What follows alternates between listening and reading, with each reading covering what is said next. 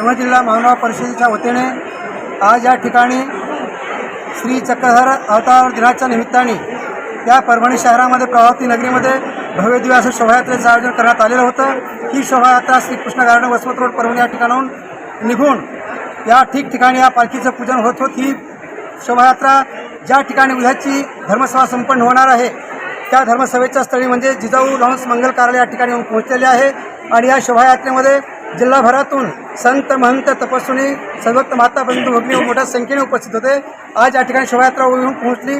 आज सायंकाळी ठीक 9 ते 11च्या दरम्यान महाराष्ट्रातील सुप्रसिद्ध कीर्तनकार रमेशदादा कपाटे विजयगाव नांदेड यांचं कीर्तन संपन्न होणार आहे। त्याही कार्यक्रमाचा लाभ भक्तमंडळी घेणार आहे आणि उद्या महत्त्वपूर्ण या ठिकाणी धर्मसभा संपन्न होणार आहे।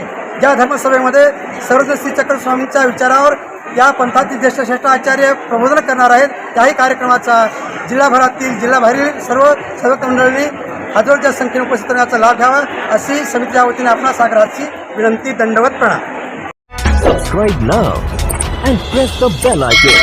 Never miss an update.